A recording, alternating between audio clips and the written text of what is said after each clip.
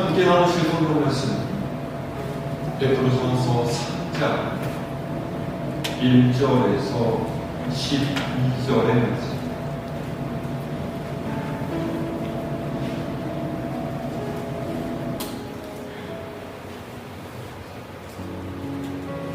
신약성경 382 베드로전서 3장 1절 그리고 12절의 말씀.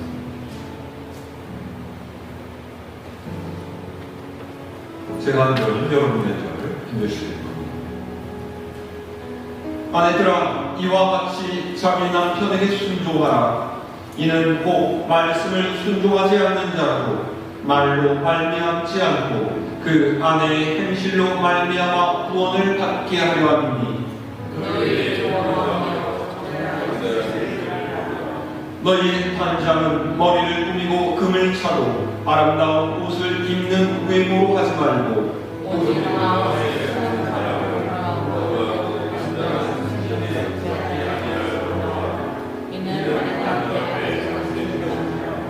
전에 하나님께 소망을 두었던 거룩한 부녀들도 이와 같이 자기 남편에게 순종함으로 자기를 단장하였나니,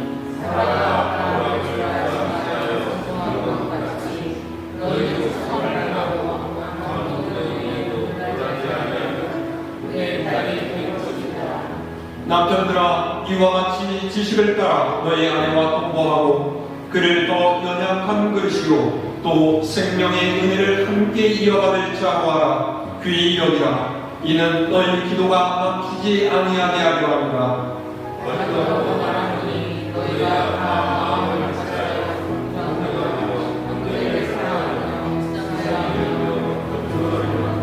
아들아도 육을 육으로 갚지 말고 도리어 복을 빌라.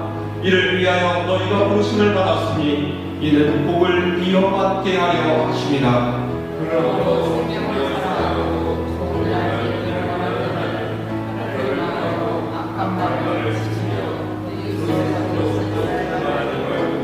악에서 떠나 선을 행하고 화평을 구하며 그것을 따르라.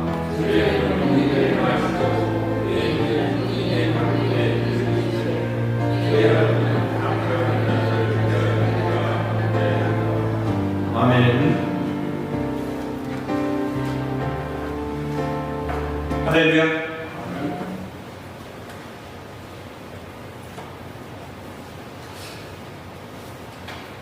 좀 오래된 일인데요.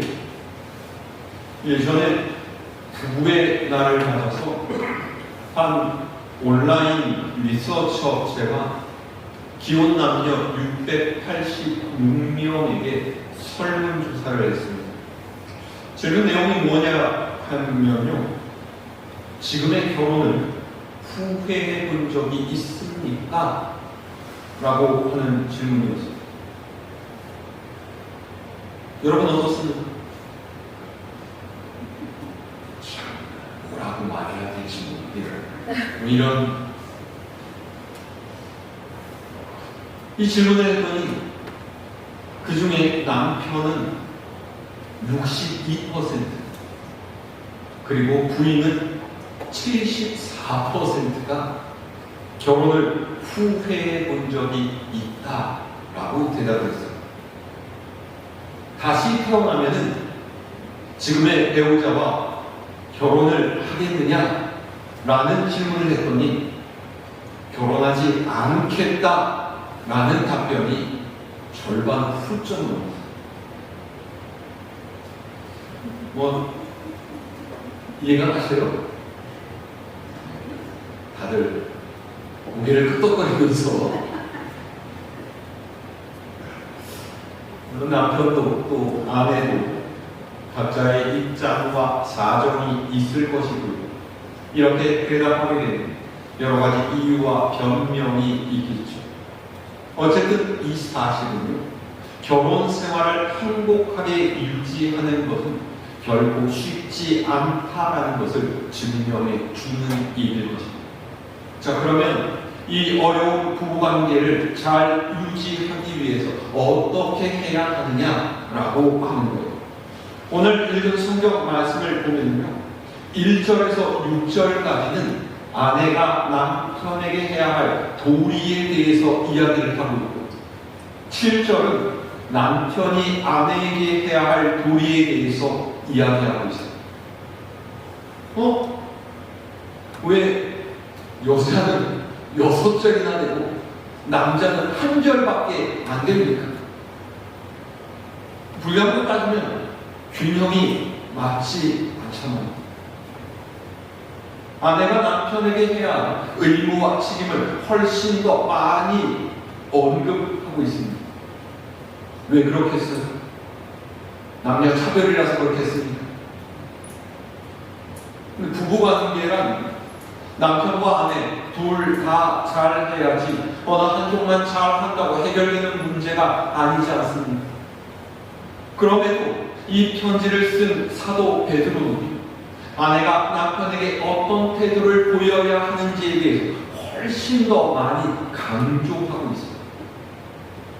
왜 그럴까요? 제 나름대로는 이런 생각을 해봤습니다. 1절에서 6절의 말씀입니다. 예수 믿는 아내가 예수 믿지 않는 남편에게 갖춰야 할 덕목에 대해서 열거를 하고 있습니다. 아마 믿는 사람 중에 그런 분들이 많이 있을 텐데, 남편의 전도를 받고 부인이 예수 믿게 되는 경우보다는 부인 때문에 남편이 교회에 나오는 경우가 훨씬 더 많죠. 한 가정이 예수 믿는 행복한 가정이 되기 위해서는 아내의 역할이 훨씬 더 중요하다라는 그런 마음입니다. 실제로 총각 때 열심히 교회에 다니면서 헌신 봉사하던 청년이었는데 불신자 아내를 만난 이후에 교회를 나오지 않는 경우가 굉장히 많습니다. 반대로 총각 때에는 교회 문 앞에도 안 가본 사람이었는데 믿음 좋은 아내와 결혼한 후에 신앙생활에 열심을 내는 모습을 우리는 흔히 볼 수가 있죠. 그러면 우리는 베드로 사도가 남편이 갖추어야 할 덕목보다 아내가 갖추어야 할 덕목을 훨씬 더 많이 언급한 이유를 짐작할 수가 있어요. 지금도 그렇지만 오늘 말씀이 기록된 상황으로 볼 때에 믿음으로 살아가는 행복한 가정을 이루기 위해서는 아내가 남편보다 훨씬 더 중요한 역할을 수행하기 때문이다라는 것이죠. 자, 그러면 베드로 사도가 아내들에게 말하는 것을 살펴볼까요? 오늘 1절에서 2절의 말씀을 우리 다시 함께 1절로 2절까지 시작. 아내들아, 이와 같이 자기 남편에게 순종하라. 이는 후 말씀을 순종하지 않는 자라도 말로 말미암지 않고 그 아내의 행실로 말미암아 구원을 받게 하려 하니 너희의 두려워하며 정결한 행실을 봄이라. 아멘. 아내들아, 이와 같이 자기 남편에게 순종하라 라고 했습니다. 이 말씀 읽으면서 아니 지금이 어느 세상인데 이렇게 생각하실 분도 있을지 모릅니다. 우리가 흔히 우스갯소리로 나이 들면은 남편은 이사 갈 때 김치 냉장고 위에 올라가 있으라고 그러잖아요. 들어보셨어요? 못 들어봤어요? 나이 들면요, 남편은 이사를 가면 다른 거 하지 말고 김치 냉장고 붙들고 있어야 돼요. 왜요? 어려운 거야. 그러니까 중요한 세간살에 붙어갖고서 이사할 시집까지 가야 된다, 이름이. 근데 베드로 사도가 이런 말을 하니까 아니 이건 옛날에나 하는 말이지 지금이랑은 전혀 맞지 않는 소리다, 이렇게 생각할 수가 있어요. 그런데 이 말은 남성 우월주의나 남성 중심의 가부장적 사고에서 하는 말이 아닙니다. 그 다음에 뒤따라오는 말 보세요. 이는 혹 말씀을 순종하지 않는 자라도 말로 말미암지 않고 그 안에 행실로 말미암아 구원을 받게 하려 하니 너희의 두려워하며 성결한 행실을 봄이라 그랬죠. 무슨 뜻이에요? 말로 예수님을 아무리 전해도 믿지 않는 남편이 남편에게 순종하는 아내의 인내와 고운 행실로 인해서 마음의 감동을 받고 마음을 돌이킬 수 있게 하기 위한 것이다 라는 말입니다. 사도 베드로가 살던 시대는 여성의 권리가 존중받던 그런 시대가 아니었어요. 복음서 말씀을 보면은 사람의 숫자를 해야 될 때 여자는 수에 치지도 않았다라고 했죠. 그러니까 여성이 한 명의 인격체로 대우받던 시절이 아니었다라는 거예요. 그래서 결혼한 아내라고 해도 여성은 남편의 질산처럼 취급되었죠. 무슨 일이든 남편이 시키는 대로 남편의 뜻대로 아무 말 없이 따라가는 것이 여성의 덕목이다 이렇게 생각되던 때였다. 그런데 예수를 믿더니 여자들이 달라지기 시작합니다. 자기 목소리를 내기 시작한 거죠. 당당해지고 그리고 주눅들지 않고 용감해졌어요. 거기까지만 딱 좋았을 텐데 지나치게 믿음의 열심을 내다 보니까 이제까지 해오던 일에 소홀해지기 시작을 했어요. 집안일도 내버려두고 남편도 돌보지 않고 다 그랬다는 게 아닙니다. 일부의 여자들이 이랬다라는 거예요.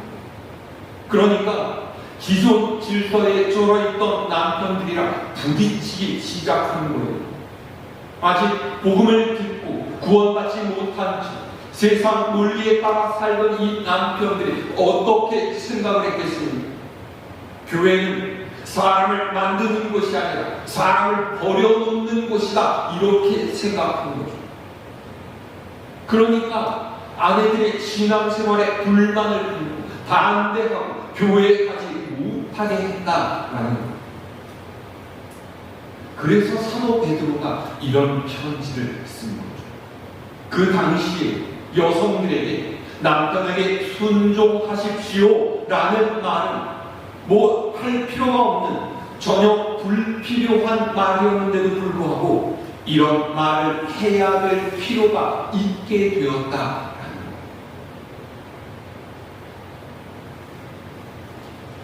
순종이란 무엇이겠습니까? 순종은 위로부터 주어진 어떤 권위 아래에 자신을 두는 태도입니다. 이걸 바꿔서 말하면 순종은 하나님께서 모든 권위의 가장 위에 계신다는 것을 인정하며 받아들이는 것입니다. 그분의 뜻과 계획 그리고 그분이 세우신 질서를 받아들이며 따르는 것. 설령 내 마음에 내키지 않더라도 하나님께서 허락하신 권위에 수긍하면서 기꺼이 자신의 뜻과 생각을 내려놓는 태도가 순종입니다. 아니 목사님, 그런데 성경 말씀대로 남편에게 순종하라 그래서 순종했더니만 이 인간이 하늘 높은 줄 모르고 아주 기고만장합니다. 이거 어떡합니까? 그래도 순종해요. 그 다음은 하나님께서 하시네요. 여러분이 해야 할 일은 거기까지. 이유는 하나님께 받으세요. 그러면 하나님께서 우리의 순종을 가지고 뭘 하신다고? 그 아내를 통해서 믿지 않는 남편의 영혼을 구원하고 이미 믿는 남편은 신앙의 성숙을 이루어 가신다. 2절 말씀하세요. 믿지 않는 남편이 뭘 본다고요? 너희의 두려워하는 정결한 행실을.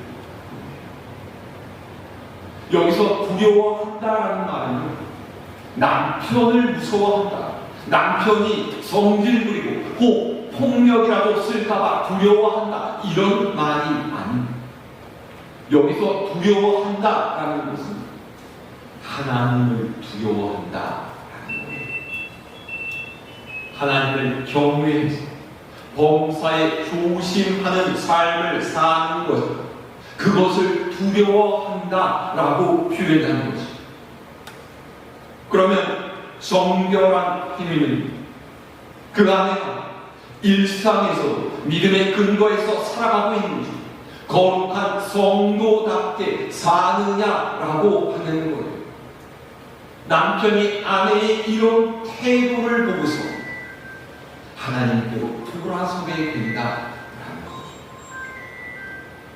그래서 아내의 순종, 남편과 내가 상하 수직적인 관계라서 결혼 생활에서 여자가 꼭 지켜야 할 의무이기 때문에 하는 것이 아니에요.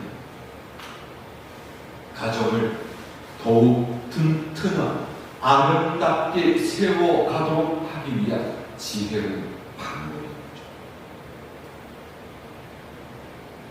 옛날에 고 최진실 씨가 광고에서 그런 얘기 있잖아요. 남자는 여자하기 나름. 맞아요. 남자는 여자하기 나름. 왜요? 남자는 보통 여자보다 어리석거든요. 그러니까 남편 타박하잖아요. 다른 사람과 비교하지 마세요. 자기 생각에 따라 잔소리하는 것이 아니에요. 남편의 처지에서 생각하고 격려하고, 그러면 남편이 더 힘을 내서 자신의 역할을 잘 감당하게 돼요. 이것이 가정이 살고 교회가 살고 나아가서 이 사회가 건강해지는 비결인 줄 믿습니다. 자, 이어지는 3절에서 4절 말씀이 들어요. 시작.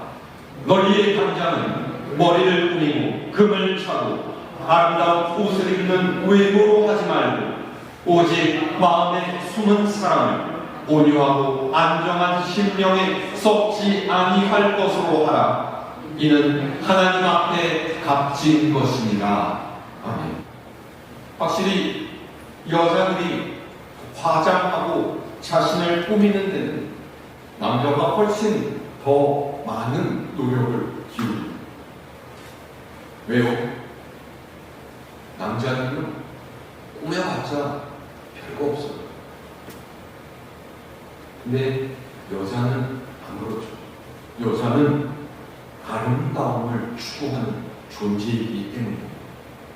그런데 베드로 사도가 말하는 당장은 단지 외모를 아름답게 꾸미는 것을 의미하는 게 아닙니다.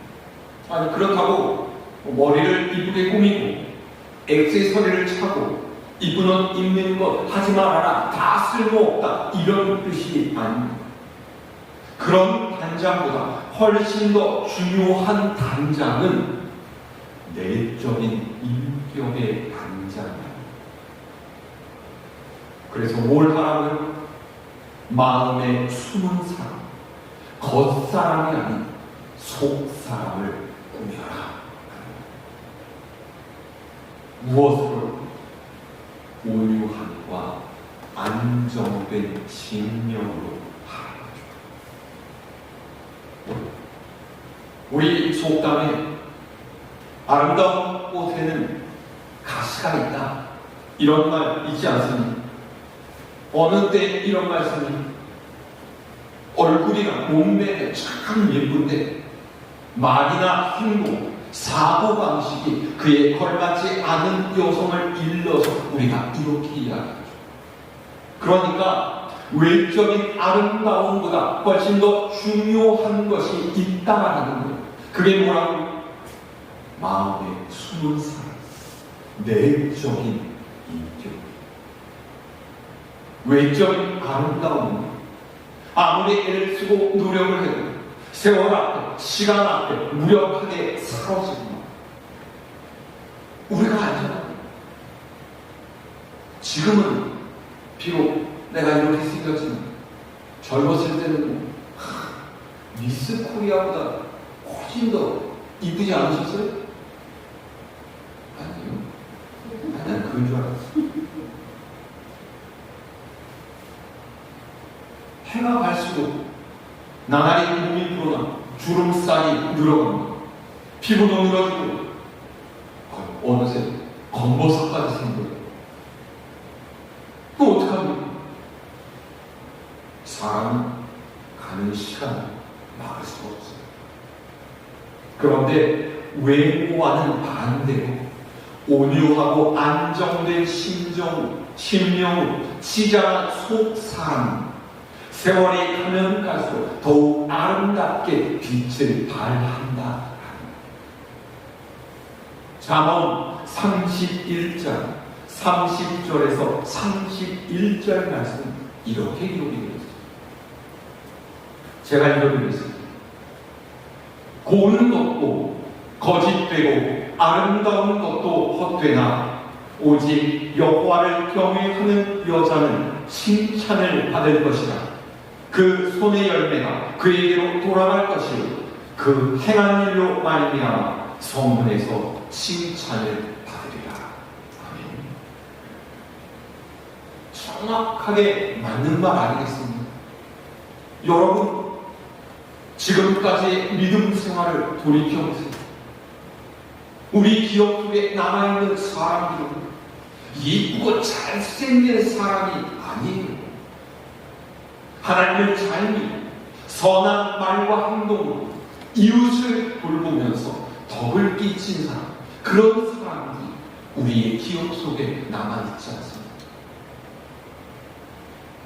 여호와를 경외하는 온유하고 안정된 심령의 여인에게 복이 있다는 사실 여러분 잊지 마시기를 바랍니다.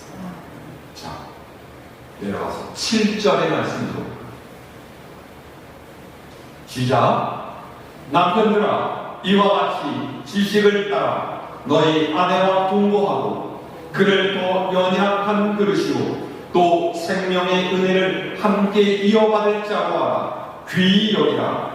이는 너희 기도가 막히지 아니하게 하려 함이라. 아멘. 7절은 그리스도인 남편에게 주어지는 말씀입니다. 이와 같이라는 말은 위에서 말했던 아내들이 하나님을 경외하는 마음으로 남편에게 순종하고 속사람을 가꾸어야 하는 것처럼 이라는 뜻이죠. 아내들이 이렇게 하는 것처럼 남편 또한 이렇게 해야 된다라는 말이에요. 첫 번째로 베드로가 말하고 있는 것이 무엇입니까? 함께 사는 아내를 어떻게 대하라고요? 더 연약한 그릇을 생명의 은혜를 함께 받은 자로 알고 귀하게 여기라. 이렇게 해야 하는 근거가 뭐냐 하면 지식을 따라 그랬어요. 여기서 이 지식은 사도 바울이 가장 고귀하게 여겼던 예수 그리스도를 아는 지식입니다. 예수님께서 연약한 자들을 긍휼히 여기고 사랑하셨듯이 주님의 가르치신 것, 그분이 행하는 모습을 따라서 아내를 사랑으로 대하는, 무조건 순종을 요구하죠. 주님께서 보여주신 모습대로 아내를 존중하며 그에게 헌신하라. 아내는 나의 소유물이 아닌 나와 똑같이 구원의 은혜를 받고 하나님을 위해서 일을 하는 동력자라는 말이에요. 오늘도 그렇지 않습니까? 하나님 안에서 우리 모두는 하나님께서 정성을 다해 만드신 동등한 존재라는 것을 잊어서는 안 됩니다. 7절 하반절은 남편이 그렇게 아내를 사랑하며 존중해야 하는 이유가 따로 나와 있어요. 뭐라고? 너희 기도가 막히지 않게 하려 함이라. 그렇죠. 당연하지 않겠습니까? 자기 살붙인 아내도 사랑하지 못하면서 귀하게 여기지 못하면서 어떻게 다른 사람을 위해서 기도할 수가 있겠습니까? 다른 일을 위해서 기도한다라고 하나님께서 그 기도를 들어주시겠습니다.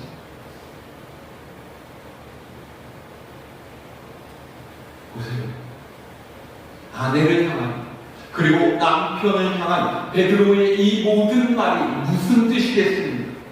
부부 관계 또한 하나님을 향한 믿음으로 해나가는 신앙생활이라는 것.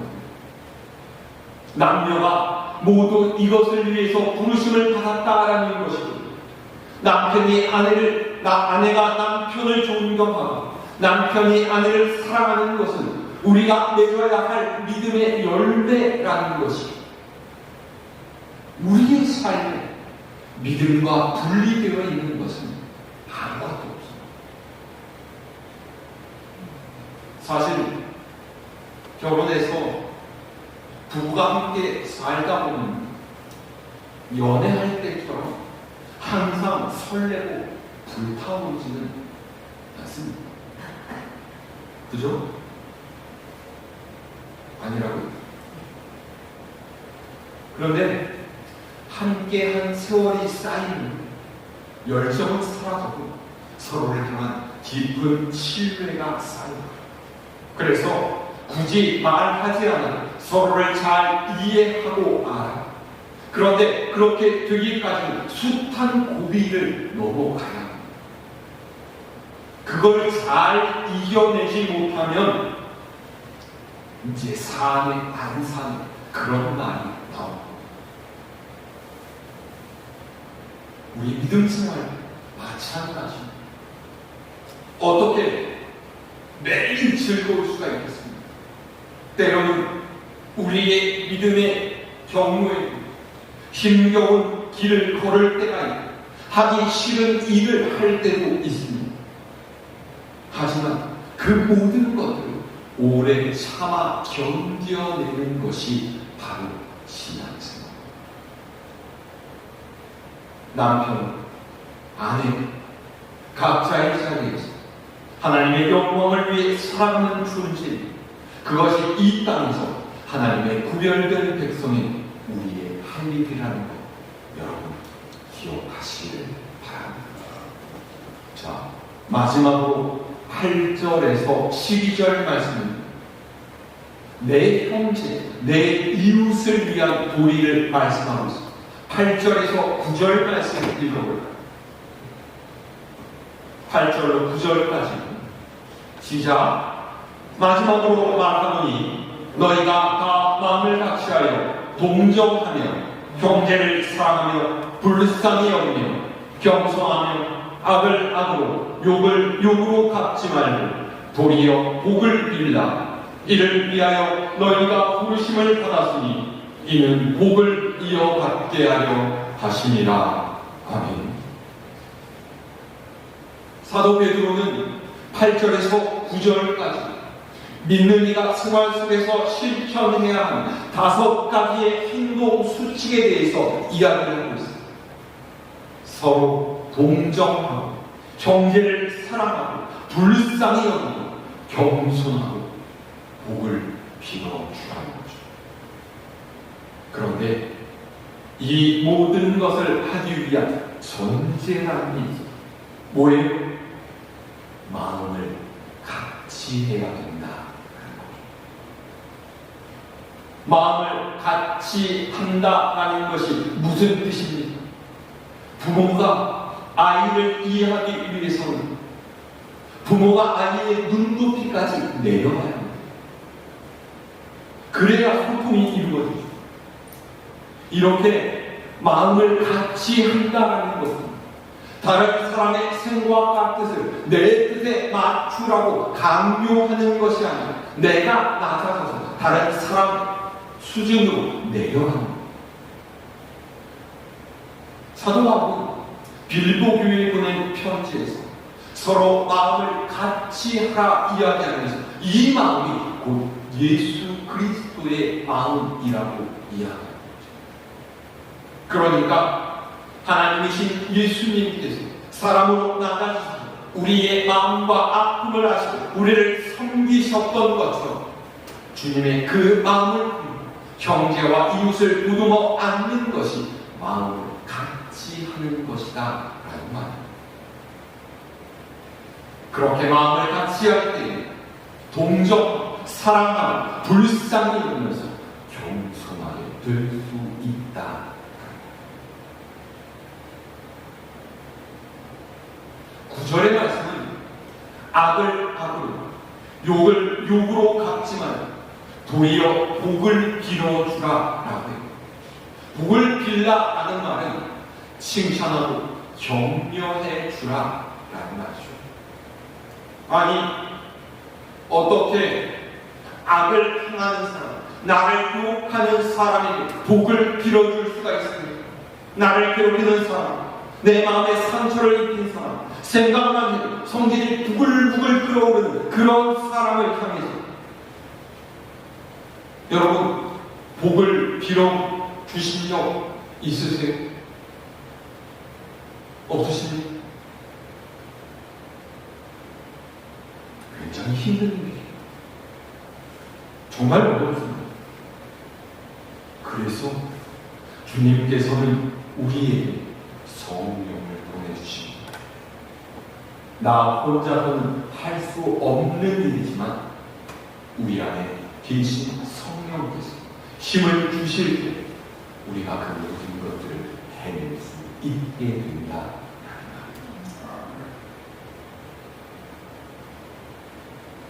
하나님께서 우리에게 이 모든 것을 요구하시는 까닭이 무엇입니까? 우리는 이런 삶을 살고 하나님께서 부르신 그분의 백성이기 때문입니다. 다른 사람이 나에게 욕한다, 악을 행한다, 우리가 똑같이 행하면 무엇으로 우리의 믿음과 인내를 증거할 수가 있겠습니까? 세상과 똑같은 방법으로 손익을 계산하고 산다면 하나님의 거룩한 백성이라고 말할 수가 없습니다. 참아주고 용납하고 축복하시기 바랍니다. 그것이 우리가 하나님께서 약속한 복된 인생을 사는 비결입니다. 자, 마지막 12절 말씀을 드립니다. 시작. 주의 눈은 의인을 향하시고 그의 귀는 의인의 간구에 기울이시되 주의 얼굴은 악행하는 자를 대하시느니라 하였느니라. 아멘. 하나님의 뜻을 행하며 주님의 마음을 품고 사는 사람은 하나님께서 기뻐하시는 의인인 줄로 믿습니다. 하나님께서는 그분이 기뻐하시는 의인을 늘 돌보시고 하나님은 은혜와 복을 내리시며 의인에게 향하신 그분의 관심과 사랑, 그들의 간구와 기도에 늘 귀를 기울이사 응답하시고 그들의 삶을 친히 인도하세요. 우리에게 의인의 길을 열어주신 하나님의 은혜를 잊지 마시기 바랍니다. 그래서 우리의 가정, 또 우리 삶의 모든 자리 예수 그리스도의 아름다운 향기를 풍기는 여러분 모두가 될 수 있기를 주님의 이름으로 축원합니다. 나의 소망 되신 주를 바라봅니다. 다시 오실 날